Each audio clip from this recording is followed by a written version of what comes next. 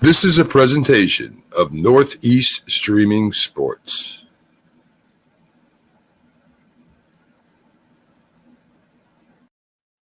Good morning, everybody, and welcome to Monday Morning Mac and Jack Show on National Streaming Sports. I am the Philly sports guy filling in for Mac, who is still a little laid up. And of course, we have Hall of Fame boxing writer Jack Hirsch with us. Good morning, Jack. How are you? Hey, good morning, Pax. I mean, I didn't realize you were such a morning person, seeming so lively and so on. My impression was that you were a night owl, but I'm wrong again. I burn the candle at both ends, so Hmm. it's like I know that it's going to burn out pretty quick, but that's just part of life. I figure I'll sleep when I'm dead. But in the meantime, we're still. I'm going to be filling in for Mac this week. Hopefully, he will be getting better very soon, and he will be back on the show as quickly as possible. We know we're all wishing Your him the best. timing is off. Pax, your timing is off. Normally, you'd make a remark, I'm going to sleep while I'm dead the way the Jets are. You take the opportunity to give me a Well, you little know bit what? of a I bit. didn't want to rub it in so quick, but we might as well start right there since you probably have the most to talk about that. The Indianapolis Colts go into MetLife Stadium and they upset the Aaron Rodgers of Yeah, I mean it's not all on Aaron Rodgers. Look, the Jets are 3-8. They're done. Don't misunderstand me. But there are 6 games left in the season. Forget the playoffs. I'm not talking about that. The games always mean something because you're auditioning for next year. You're auditioning. Let's see the character of the players. Are they going to play hard over the last 6 games? I thought the Jets did play hard yesterday. Unlike the Arizona game the week before, that was an absolute disgrace. They did show up, but they're dysfunctional. The first 6 possessions, they don't even get a first down. And then they finally get a first down. The fans start cheering, the Bronx cheer, like finally. And then they come to life. Brees Hall was great yesterday. He'd been struggling a little this year, but he was really, really good. Aaron Rodgers started making some plays. And I know it's a cliche. We always hear about a team with a losing record. Well, they could easily be so and so. In the Jets case, it could. We keep hearing about Aaron Rodgers, and he hasn't been good this year. Don't get me wrong. I'm not defending him. But there have been a number of games where their defense couldn't close the game out. The Jets touted defense, where the other team took the ball down the field and scored on them after the Jets had grabbed a lead late in the game. Between that and special teams, the 3-8 record could easily be, a 6-5, 7-4, but it's 3-8, and I guess what Bill Parcells says, what your record says it is. No, we hear about all the things that went wrong with the Jets yesterday, but mismanagement of the timeouts that disgusted me the most. Pags, they burned up their 3 second half timeouts unnecessarily. Once Aaron Rodgers didn't like the formation in the third quarter, so he calls a timeout. Don't call it darn timeout. Those timeouts are like gold. They're like gold. You do not call a timeout. I would sooner take a 5-yard penalty. The second time they call a timeout is they're trying to draw, okay, the, the Colts offside when they know they're going to attempt a field goal. You can do that once in a while. You could snook another team. We saw it happen with the Steelers and Commanders, but it's so rare that you're going to do it.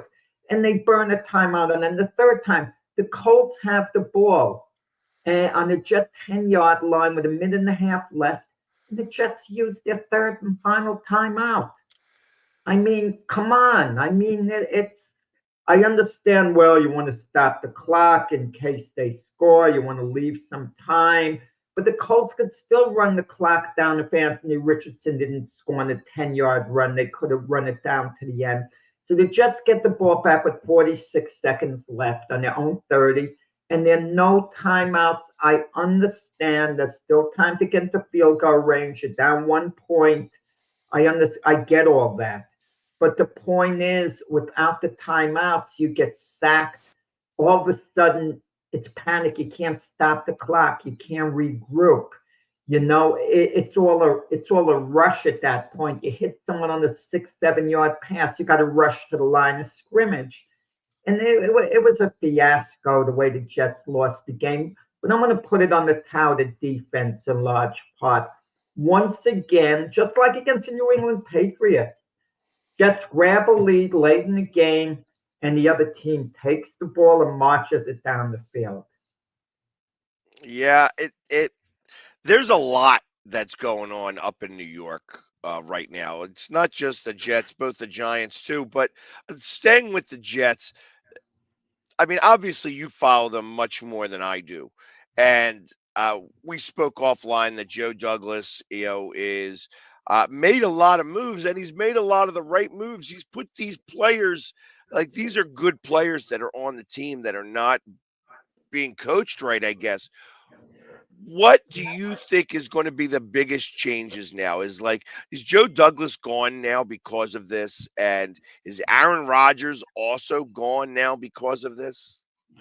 The Jets are going to have to draft a quarterback next year if there's one viable to draft. Maybe a Quinn Ewers is going to fall towards the middle of the first round because we don't know what the draft position is going to be. There are actually teams behind the Jets if the draft took place today. So it would be hard to get a Shador Sanders or someone like that. And you don't pay big money to a quarterback just for the sake of it. And none of the quarterbacks in the free agent market are worth that investment. They're not going to have a reunion with Sam Darnold. I mean, that's kind of risky to do something like that. So you probably draft a quarterback if you think there's one that could be a franchise quarterback in the future, perhaps like a Quinn Ewers, and then you run it back with Aaron Rodgers, or you have to live with Aaron Rodgers, or maybe just change the culture completely. Get the best backup quarterback available. Like, I'm just throwing a name out at you, Pags. Don't laugh. Like a Jameis Winston, for example, and just give him the darn job. At least you're changing the culture in the building because this is Aaron Rodgers' team still. They got all the pieces around him. And again, I can't see anything different that Joe Douglas could have done in the draft and trades. He got Devontae Adams. Good pickup. I don't want to hear, well, he's past his peak. He's still pretty darn good. And you combine him with Garrett Wilson. You have two elite wide receivers. Tyler Conklin's a decent tight end there. They address the offensive line. I mean, I just don't see what else. You know what it is, Pax. You can relate to this with the Eagles. Sometimes it's a question of not the personnel moves. It's a question of players just have to play better. That's all there is to it. They just have to play better.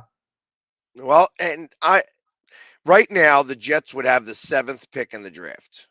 Now, that may change tonight if the Cowboys were to lose. They would wind up with the eighth pick. If the Cowboys win tonight, then they still would wind up with the seventh.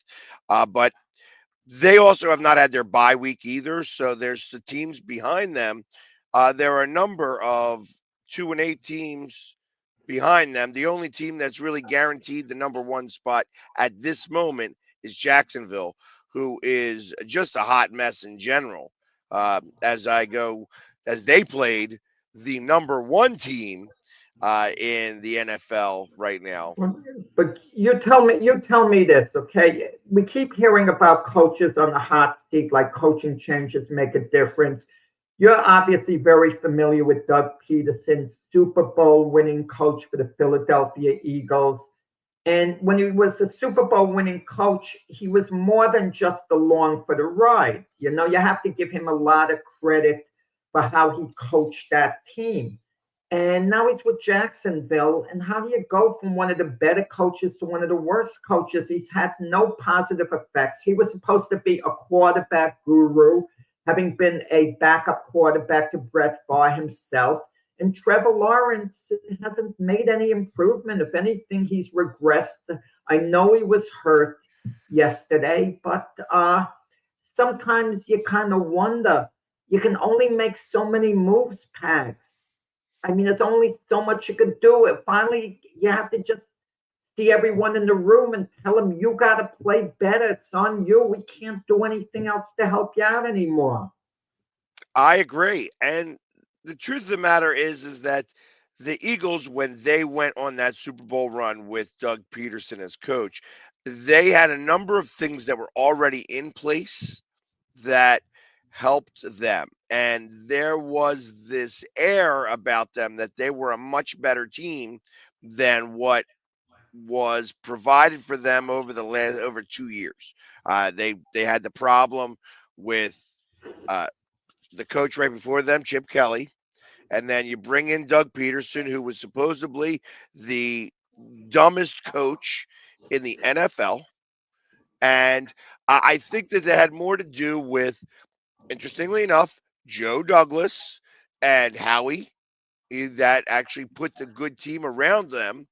And it was the right team for the right job, that their culture spoke more than the coaching is what I think, because everybody keeps dismissing the fact that during that Super Bowl run, and I it's almost funny now because, like I said, I'm not a religious guy, but the Eagles uh, were a very religious team, and there were guys on a weekly basis getting baptized at the facility into the religion that both Nick Foles and Carson Wentz and uh, uh, the offensive coordinator at the time all were. They were all Baptist and they were all baptizing players.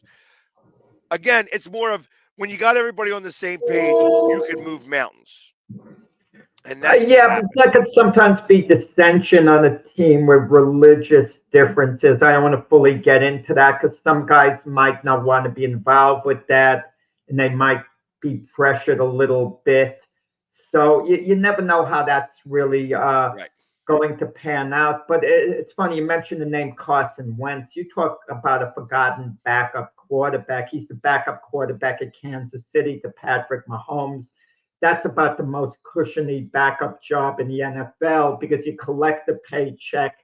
You have a chance of going to the Super Bowl, of course. And I don't know whether Carson Wentz can have a reset and maybe be a starter again. Because if he could get back to what he was when he first got in the league, and it's a gigantic if I see about to chuckle now, that would be a steal for some team. Because seeing Geno Smith yesterday, and I think that's a bit of an aberration. Geno Smith came into the league to the Jets as a starter, and he was okay. They ran it back with him a second year, and then he was basically a career backup. And he kicked around the league for a while. And then, he gets to Seattle and he revives his career. He reaches his potential and he's been a good, NFL starter for Seattle, for a while since Russell Wilson left a couple of years ago. But I think that's more of an aberration. But there might be another guy or two out there who might still have something in the tank. And you wonder about a Carson Wentz a little bit because he's already proven he can do it at a high NFL level. That's the point. And something along the way, he just lost it. It may have had to do with his character, his focus, his dedication. But, maybe he's matured. Maybe this year under Andy Reid with KC, has gotten him back to where he is, where he once was, I should say. Maybe. I don't know that if you are a franchise like the Jets, that you want to take a flyer on something like that. I just because there's already too much that has been bad against him. That how would you want to resolve an issue by possibly bringing in another issue? So Yeah, that's kind no, of how no, I no, look at I'm it. not suggesting that. That would be insane. The way a Carson Wentz proves that he could start again is if he gets in for some reason as a backup because there's an injury and plays really, really well. I mean, you don't take a chance, on someone like that. There are a lot of former starters in this league, like Tyrod Taylor, Andy Dalton, Jameis Winston. There's a reason that they're backups now. They didn't become backups overnight. I mean, they were viable starters back in the day. Joe Flacco's another one, but obviously they lost something off their fastball. And to stay in the league, it really has to be as a backup. And they look for the opportunity when they can. If a young quarterback ahead of them falters or someone gets injured, and then they're given an opportunity to do something. Well, and in the process of that, Anthony Richardson, as we're talking about quarterbacks that have had a little bit of an issue, Anthony Richardson is now, I think, as of right this second, they are in the number 8 spot. So they're just on the outside looking in for Colts the at playoff. 5-6. Yeah, Yeah, 5 and yeah. 6. Anthony Richardson, he looked good yesterday, all in all, because he's a great athlete. He can run with the ball. And once Anthony Richardson starts running with the ball, he's a tough guy to tackle. You don't want to take him head on. He's a big guy. So Yeah. you can't let him gain momentum once he starts running. Because, once in a while you get a quarterback who's big and strong, and you don't want to take him head on. A Patrick Mahomes you could take head on. He's not like a big, strong guy when he starts running. But in Anthony Richardson, you don't want him to kind of build that momentum. He made some bad throws yesterday, Anthony Richardson, too, but he also hit some big plays. He played well, all in all. He took advantage of a couple of breakdowns in the Jets secondary. Agreed. So we go from one of the worst teams in the league with the Jets to one of the best teams in the league playing against one of the other worst teams in the league. The Lions look unstoppable. This is their 4th week of in their first 10. Obviously, they're 9-1 right now, but it's their 4th week over 40 points. This is their second 52 spot that they put on a team. And first off, the Jaguars stink. So let's be for real. But uh, is there a thought maybe that Detroit could be peaking a little early? I don't think so. I think it comes down to the rest of the league and the NFC. Which teams have to pick their game up a little bit? The Eagles are playing well right now, and Philadelphia should only hope that they're like just one seed behind the Lions. So come playoff time, you hope the Lions get bumped the game before you play them, assuming the Eagles could keep advancing and that the Eagles could host the NFC Championship game. But no one would expect that to happen, that the Lions would lose their first playoff game, meaning the Eagles would have to go into Detroit for the NFC Championship game. Wow, wow, wow. That's a monster chore, to be quite honest with the Detroit fans. They are so hungry for title. Now, you're probably going to get a little mad at me with this, Pax. You're going to be very defensive. No one defends the Philadelphia fan base as much as you do. That's why you call the Philly sports guy. But I'm talking about all the franchises in the NFL. There's no franchise at this moment who needs to get to the Super Bowl more than the Lions fan base. They absolutely have to. The Eagles won a Super Bowl not long ago, and they should have won a second Super Bowl, but that's another story that got away. But at least they were there. The Lions have never been to a Super Bowl before. And considering how ugly they blew the lead last year against the 49ers and didn't get to the Super Bowl, how heartbreaking that was, this is it now. They got to win the Super Bowl. Their fan base is insane about it. Insane. The Eagle fan base badly wants to win a Super Bowl. Don't get me wrong. I understand that.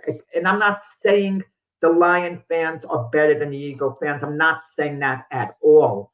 I'm just saying the Lions have to get it done this year. They're never going to have as good an opportunity, as powerful a team again as they're going to have this year.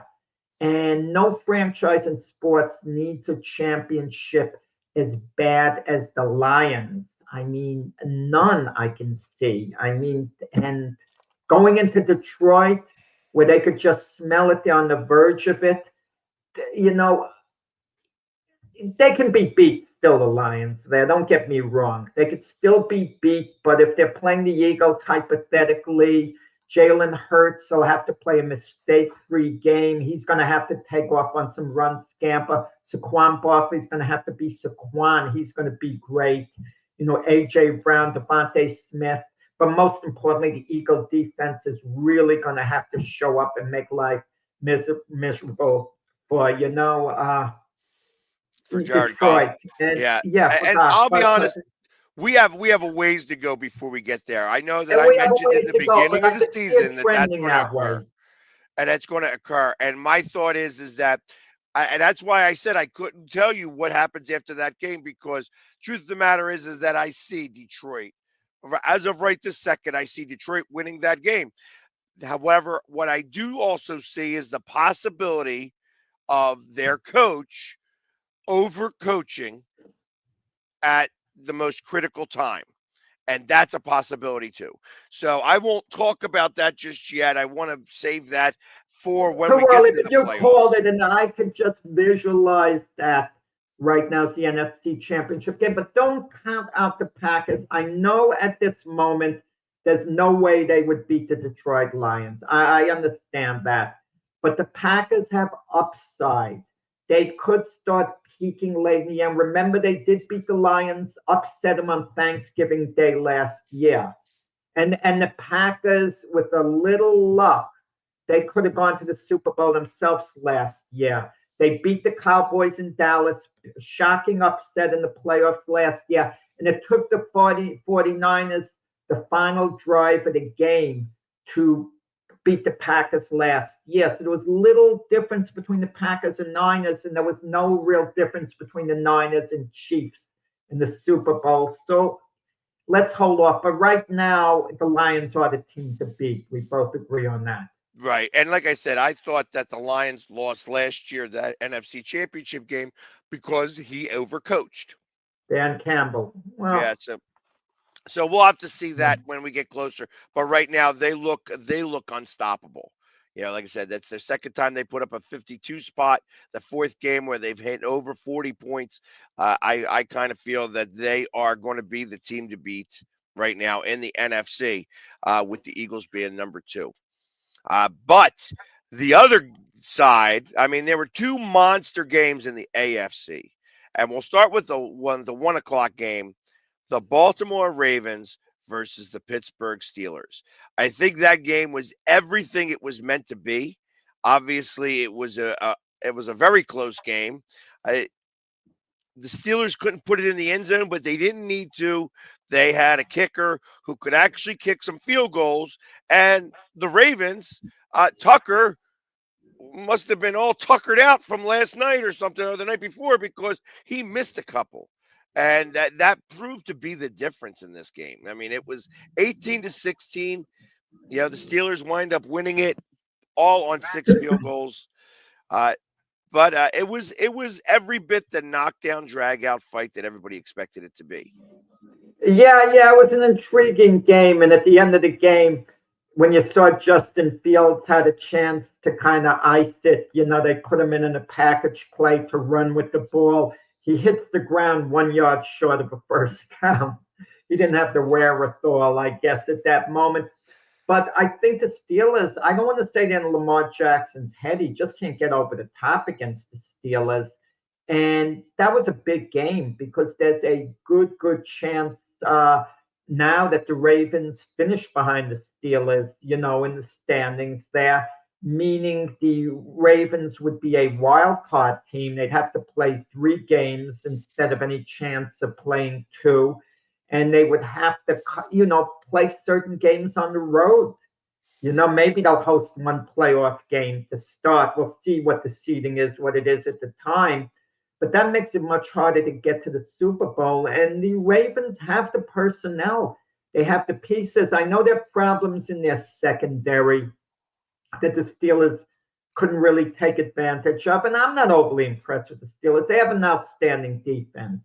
I just don't see that offense, carrying them through. Najee Harris, real good running back. I know they have, with Pickens and picking up Mike Williams from the Jets. They could have a bit of a passing game, but Russell Wilson doesn't put a lot of fear into you, throwing the ball. But look, he's experienced. He knows how to manage the game. He can play to the game that Mike Tomlin sets up. And you got to give Mike Tomlin credit because when the Steelers were winning earlier this year, Pax, with Justin Fields, people were upset. Oh, how can you go to Russell Wilson? Russell Wilson's a little bit the better choice. A little bit the better choice. It doesn't mean Justin Fields can't be a starting quarterback in the league at some point. That remains to be seen. But when a guy has had 3 years with a team the way Justin Fields has had with the Bears, and he doesn't fully secure the position, don't start complaining that you want him, that he's your guy, that he's your savior. Well, not to mention this, maybe we'll talk about this more tomorrow, but could you see possibly Justin Fields in Jet Green? Not as a full-time start. I just can't. I can't do it. He's possibly an NFL caliber starter. The question is, with the Jets, the atmosphere with Aaron Rodgers, do you want to change the culture? You have to completely change the culture of the team when you move on from Aaron Rodgers. Let me ask you this question, Pax. This is a great question. Of all the NFL players, who has the biggest personality? Most influential, biggest personality that they're influential, where the coaches might be a little apprehensive to take them on. The GM might be apprehensive to take them on. Well, I think of two people specifically, Travis Kelce and Aaron Rodgers. Aaron Rodgers is a big personality that, there's already been rumblings from the gate that he was too much for the Jets even. And the fact that he has controlled the franchise, he got the coach fired. He's had his no, I don't know if he got the coach fired. I think he takes a little bit of a bum rap. I thought he got along with Robert Salah all in all. Rodgers has always had an edgy relationship, with every coach from Mike McCarthy to Matt LaFleur. You're walking on eggshells sometimes dealing with Aaron Rodgers. Yeah, no, and I get that, and I think that there's going to be if I was the Jets organization, and I know that the problem is that you've got what was he, the owner of Johnson and Johnson, owning that team? Johnson and Johnson owns Woody that Johnson. team or something like that, and Woody you Johnson, think about that alone, that Johnson and Johnson even broke up. You know what I mean? So you already got that type of thought process in the mix. I don't know that the Jets, if I was the Jets ownership, I would almost listen. I'm going to put a veil in front of me of everybody else, and I am going to clean house, sweep everybody out, and start fresh again. And whether you keep Rodgers or not, that's going to be the decision of a new general manager and somebody who's going to bring in his own coach and things like that, and try to just move on 100% and see if you could get something different. I mean, that's what happened with Detroit. Detroit was able to get beyond all of the losing, bring somebody in who has some gumption. You know what I mean? He just had the energy, and ultimately that energy took hold. That's what I would have to do here if I'm the Jets. Well, I'm going to tell you, the Jets are going to be hiring a new coach. That really has to be more the storyline and who's going to quarterback next year. And two candidates stand out. Aaron Glenn, the job he's doing with the Lions, it's finally due for head coaching position. But the guy I like the most, but I might not hire him because of the baggage, is Brian Flores, the defensive coordinator, of the Vikings, who, was the Dolphin head coach and had success as the Dolphin head coach. And Flores is a New York guy. It would be kind of like a dream job to be back in his city in New York. And that defense that hasn't quite played up to expectations, I think he would have tightened it up. And if he was coaching this year, I think it would be at least a couple of extra wins. You might say big deal. They'd be 5-6 instead of 3-8, and that'd be still a little hope of maybe getting a playoff position. But it's what is Nick Sirianni. His hot seat, is it lukewarm now? One more. If Nick Sirianni, if the Eagles lose the next game, and Nick Sirianni's moves get questioned, is he on the hot seat? Or what's the deal? If the Eagles go to the playoffs, they are going to go to the playoffs. It's pretty safe to say, even though nothing's certain. And let's say they lose the first game. Is Nick Sirianni gone?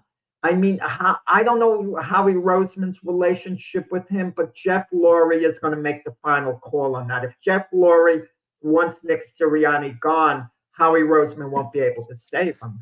So I had spoken to somebody about the game that we're talking about that was in question, where the coaching made up the biggest of the deals with that. And I was told by somebody who's much closer to the game than I am, is that the reason why there were some questionable coaching calls during that Jacksonville game is that they were protecting Doug Peterson, that they did not want to run it up on Doug to be able to and get him fired. That they thought that if they, and that sounded funny to me too when I heard it. And I asked him, like, is that a real thing? Is that a real thing we're talking about? This is the NFL. Is that for real that they were protecting Doug Peterson not to have him fired after that game? And he's like, Wasn't that a close game? Wait, that was a close game, the Eagles and the it was Jags. a close game, but it was a Too close close game for comfort. because of bad coaching calls. Because of bad coaching calls by Nick Sirianni trying to go for it for I find two. that hard to believe he would pull back with the game still conceivably on the line. He didn't pull back. He was over aggressive, and in those over aggressive moments didn't make it. So that's that. There was a difference of a thought process there. I can't speak. I can't speak for it 100%. I can only go by what this ex NFL player was telling me, and he says it happens much more frequently in the NFL than is ever spoken about. When you see a team that's so much better and they have questionable calls and weirdo things happening in that game, that sometimes it's done for the benefit of the opposing coach. And I was like, okay, I'll chalk that up because he hasn't had the same problems. He's definitely this game specifically, this past game specifically for the Eagles. He tried to get the zero off the board. Now his kicker wasn't doing well, but he tried to get the zero off the board as early as possible. He didn't go for it on some of the fourth downs that he would normally go for it on. So I have to say that at the moment, I believe that he's learning from his mistakes. If they were to lose in the first round in the playoffs, it depends on how they lose. I can't see that Is happening. Howie Roseman close with Nick Sirianni? Is that his guy? I Because have I to. know. That is his guy. So it's Because with the Giants, for example, people are saying, "Oh, Brian DeBall is going to be gone." They don't realize Joe Shine, the Giant GM, and Brian DeBall are extremely close. So Joe Shine is not going to want to fire Brian DeBall as the head coach. He's going to want him back next year. And the only way Brian DeBall gets fired if the Mara, the Giant owner, steps in and says, no, we have to make a coaching change. He tells the GM if he allows Joe Shine to stay. I don't think Joe Shine can stay. After that whole Barkley situation, you have to get him out. Like I don't know that he's a bad enough GM for that reason. However, I do believe that he's got to go. Like, you can't keep him. And that means probably Brian DeBall is going. Truth of the matter is, if you put Brian DeBall coaching the Jets right now, I'd be willing to bet that the Jets are more closer to 500. Well, I don't know about that. You mentioned that whole Barkley situation, and I've talked with Mac about this a number of times. Occasionally, you could maybe relate to this with certain Eagle players. You get a player who's a legacy player who should be with the team his whole career if possible to try to work it out, as long as he can perform on the field, and Barkley certainly can. Barkley was that rare legacy player for the Giants who you wanted him to be a career Giant. You didn't want him to go anywhere else. Maybe at the tail end of his career for 1 year, they all maybe go somewhere else for one season, but people basically forget that one season, but not in the prime of his career. Let's say Barkley plays 5, 6 more years, which is a possibility. Okay, it's a possibility. And let's say he could perform on a high level for five more years. Chances are he's gone to the Hall of Fame. And now you split down the middle. Is he going as a Giant or an Eagle? And you want to know something? I think he'd go as an Eagle if he played Oh, no, yeah. 6 years for the 100%. Eagles. And how are you going to feel if you're a Giant fan, a Giant organization? This is our guy. He should be going in as a Giant. And Joe Shine had no attachment, and his arrogance. Oh, we don't have to pay for guys to take handoffs. He mentioned with Barkley, like his main thing. Oh, he could just grab a handoff, not seeing all the things, the way he catches passes out of the backfield, the way he could block, the way he could act as a decoy, the way he loosens up defenses for the wide receivers, and just the arrogance in him, the way he handled it. And running backs are so underpaid. I would get disgusted if I'm a Saquon Barkley. They talk about his great contract, 26 million guaranteed out of the 37.5 million. You mean to tell me, Pags, that CD Lamb is making more money in 1 year than Barkley's getting for 3? And you mean to tell me that CD Lamb is more valuable to the Cowboys than Barkley is to the Eagles? They're both CD Lamb's valuable, don't get me wrong, but no.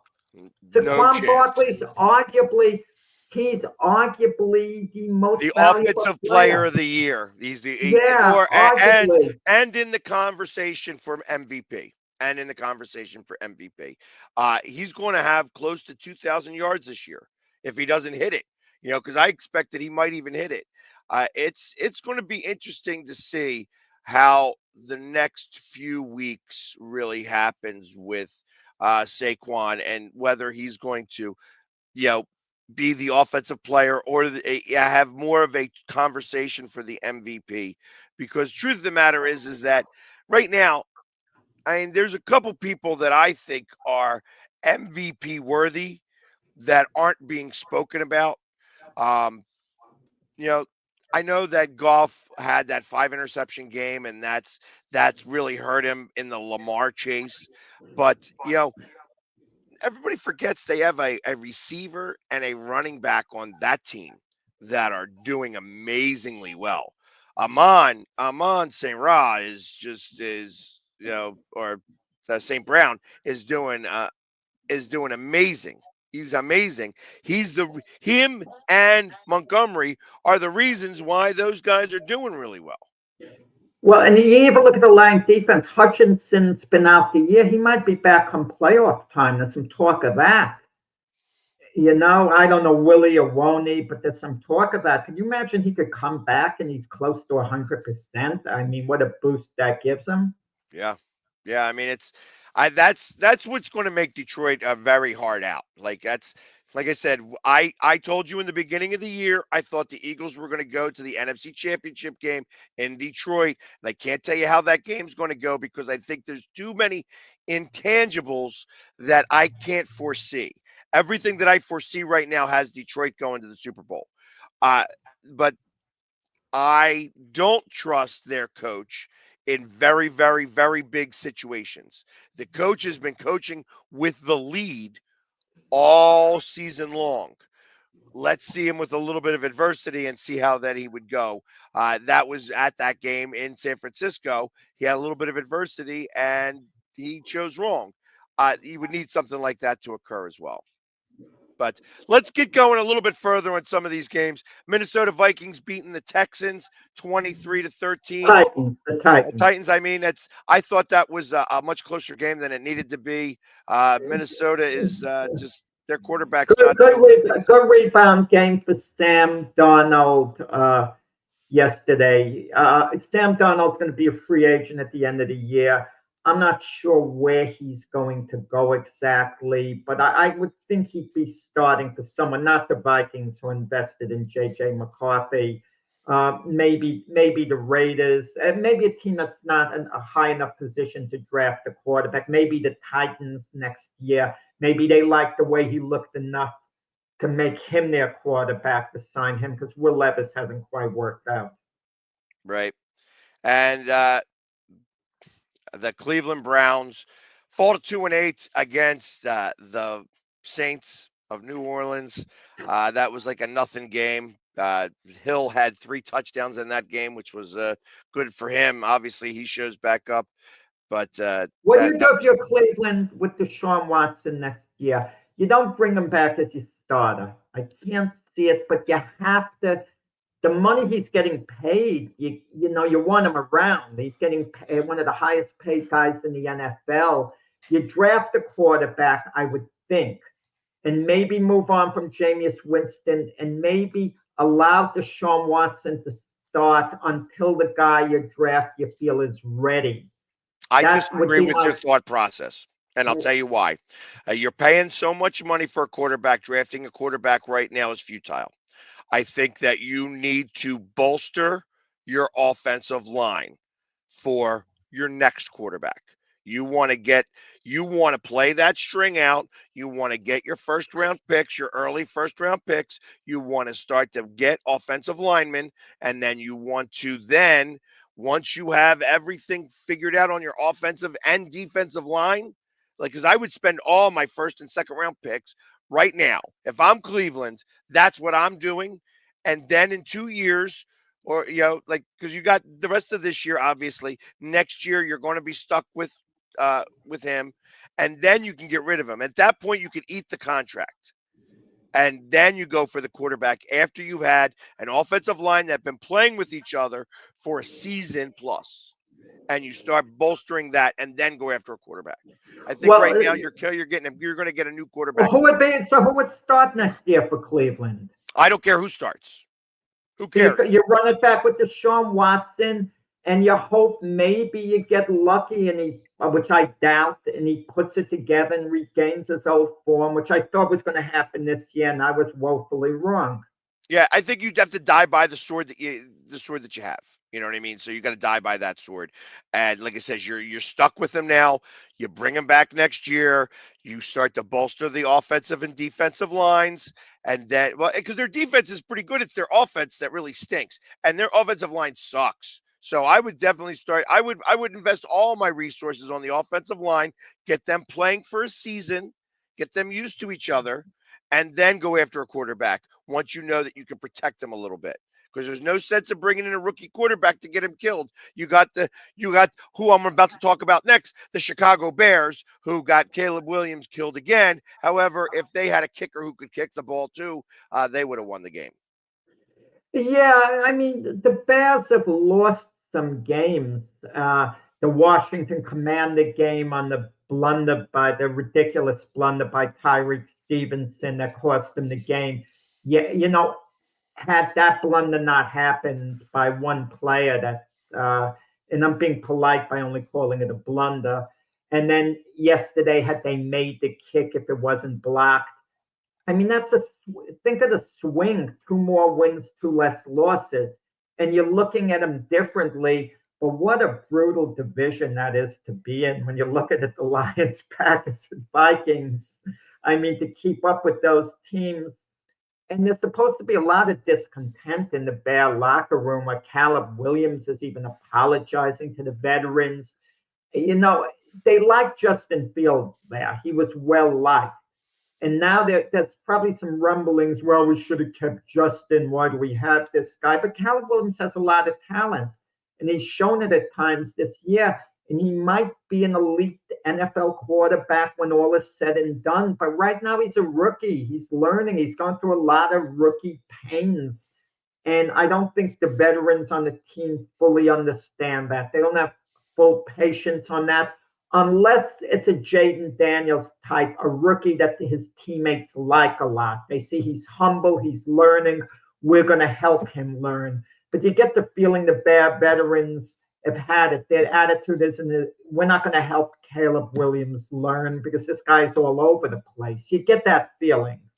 Well, it's going to be interesting to see how the rest of this season plays out because I think Eberflus is gone. I think that they're going to be getting rid of their offensive coordinator. Well, they did already get rid of the offensive coordinator. Yeah. So, I mean, now they've gotten, are they going to have a third offensive coordinator within the first 2 years of this guy's, this guy's career? I think that that's just a mess over there. And Chicago is where Chicago is because they put themselves there. So, and that's, the fact that they missed the kick yesterday is just a caveat in the mess that's already over there. So, Yeah. As we're running out of time here, so let's get through the rest of the games. The Dolphins beat the Raiders. Dolphins, I think the Dolphins are actually a playoff team, and you may see them come back up here. And next, they have the softest schedule moving forward for the rest of the season. Rams over the Patriots. That was a game that was much closer than I expected it to be. The Patriots are playing actually some pretty decent ball for as bad of a team as they are. So I'm sure that Yeah, Keith they Engel got to get a about couple that. of weapons, the Patriots, to help out Drake May. I agree. Broncos spanked the Falcons, which I was a big surprise. I thought that would be a lot closer, that the Broncos were having a hard time scoring points, and the Falcons had a pretty good defense. Both showed that was not the case in this last game. The Seahawks upend the 49ers. And I called this on Friday in my show because Bo is obviously a Seahawks fan being from Seattle. And I said that I thought that the 49ers had the possibility of getting beaten here, that they would be they're just not kicking on all cylinders. And No. that's going to be an Something issue. is missing. Geno Smith led that final drive, took the Seahawks down the field, and then ran the ball in for the winning touchdown. But there has to be a little caution.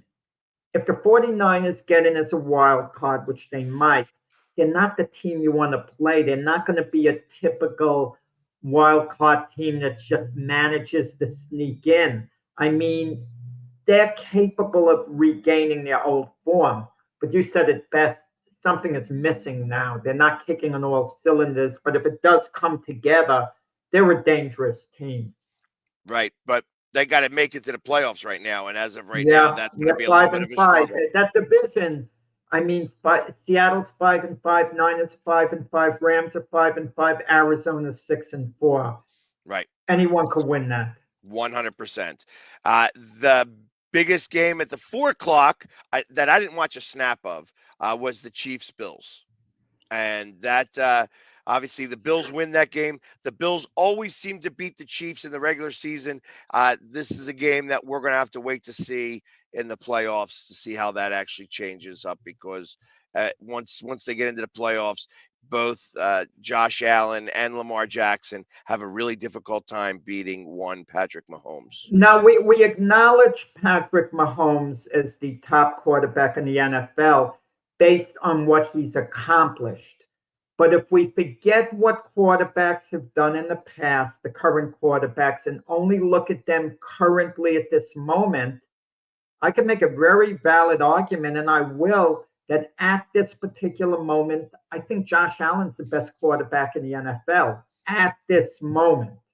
Going forward, I wouldn't count out Patrick Mahomes at all. Don't get me wrong. I know what he's capable of doing, and he could easily regain that status of being the number one quarterback in the NFL, but right at this particular moment, I'd give a little edge to Josh Allen. You know what drives me crazy? And the same thing happened in the Jet game.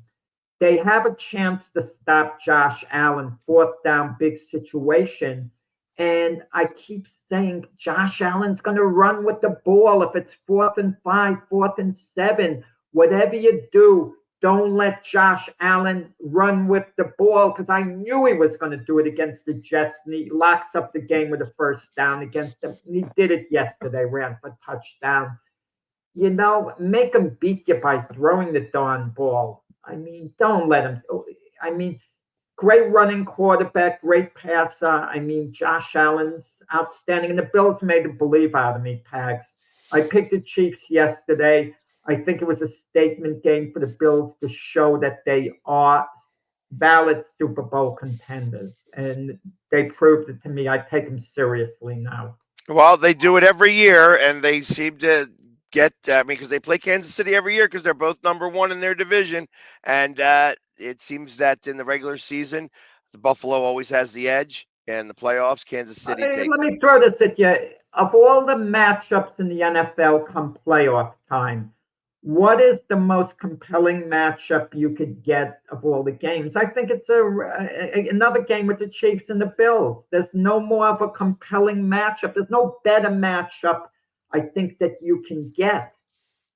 I agree. I would say on that side of the ball right now, the Chiefs and Bills are there. Yeah, I fun think that matchup. I think the same thing. Same thing with the Steelers Ravens. I don't think that the Ravens Chiefs do it. Boring. But the Yeah, game I is hear that. boring. Any Steeler game. Bills and Chiefs, you got fireworks, Pags. You got entertainment. You get no entertainment with the Steelers. Come on. Well, and I on the NFC side, I do have to agree that it would be the Eagles and the Lions. I think that's going to be the premier matchup that we're waiting to see for NFC You Championship. said something that was fun kind of a little while ago that Dan Campbell might botch things up for the Lions with one of his calls. If any coach is to cost his team in the playoffs, you say Dan Campbell's Nick Sirianni next in line to somehow make a blunder, a crazy 100% is call. that a possibility. 100% is a possibility. Oh, by the way, Pags, I think you nailed it. I hate to go to the NBA for a second with Doc Rivers, the Bucks coach, when he went there. You claim to be the demise of the Milwaukee Bucks.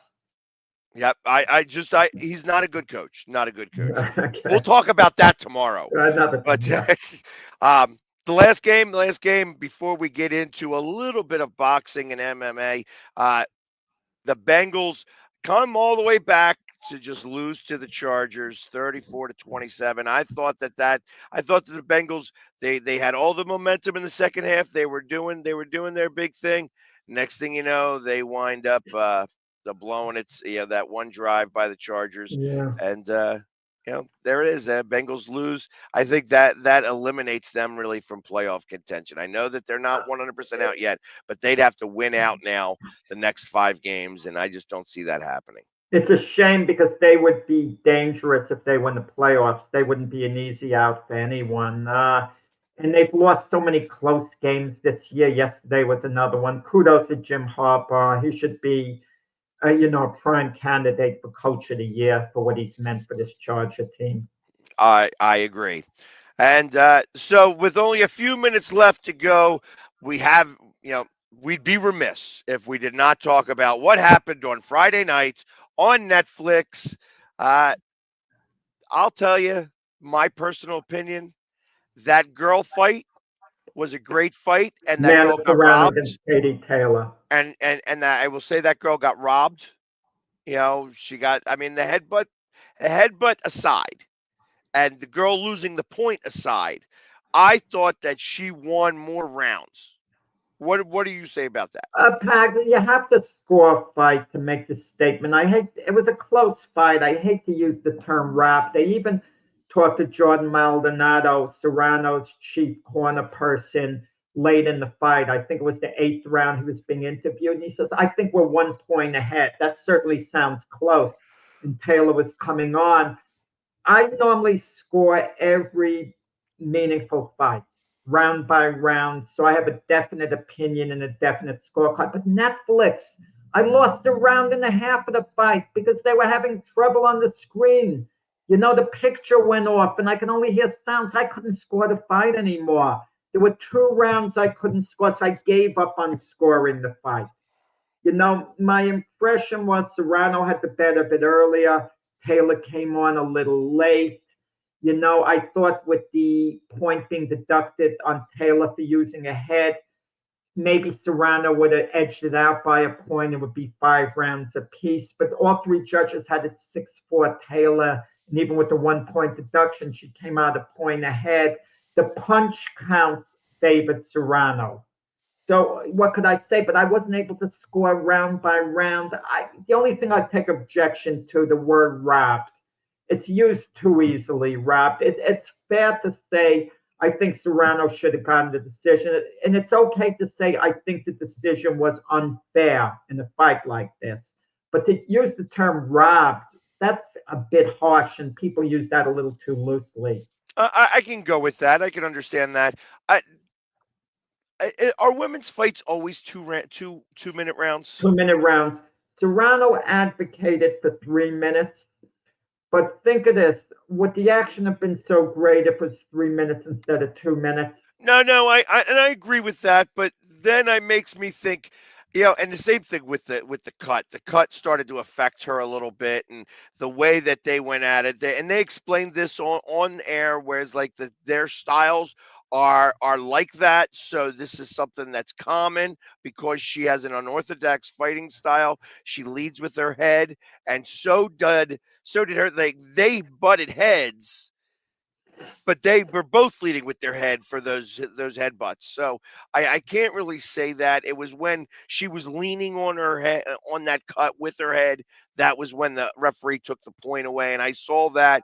It made sense to me. It wasn't like, oh yeah, they're doing this together. No, she was leaning on it a little bit. And then, of course that the Jake Paul fight. Uh, is Jake Paul helping himself here by doing the things that did that fight help him at all? $40 million or so? Are you kidding? Come on. Well, Jake Paul's a wealthy guy. He has a thing going. I'm astonished that Mike Tyson would take half the money that Jake Paul took because Tyson was more of the attraction. At the very least, the money should have been even. I mean, people were tuning into Netflix and you didn't have to pay extra money. If you were a Netflix subscriber, right. you get it for free. That was great. It wasn't so much a boxing match, Pax. It was an entertainment, a spectacle where people would get together to see it. It didn't surprise me at all. 58 years old. Give me a break. I don't think Jake Paul went all out. I think Jake Paul threw some meaningful punches, but wasn't trying to get Tyson out of there. Like we were talking about football before, it was like running the ball instead of passing it late in the game when you have a big lead because you're not looking to score. He wasn't looking to score the stoppage late in the fight. Well, and I was So looking at it. I looked at it the same way. I thought that Tyson was holding back. I thought that he could have. Tyson, Yeah, I thought Tyson could have gone after him a little bit better, and he didn't. And that was part of the issue. It was just well, he it's couldn't. He's 58 Pags. Name one athlete in any other sport, an all-time great, who will return at age 58 and be as effective. If Mariano no, Rivera came back as Yankee closer, how good would he be at age 58? no, I get it. Like I said, there's only one person I could possibly think of that would fall into that category. That might be Wilt Chamberlain. Short of that, there's not anybody. That being said, when you saw him practice in comparison to the way he went about the fight, he didn't have any one of those. Like he wanted just one moment where he went at it like he did in practice, and there was none of that, and that was part of the problem. I thought that everybody had with this fight in general. I mean, like I said, I think that they just, after watching that fight, I was like, wow, I spent time watching that. I'm glad I at least watched the women's fight. So the women's fight made it worthwhile. That being said, we're done for the day. You're going to get me and Jack tomorrow as well. Thank you for tuning in today, and we will see you guys tomorrow. Take care.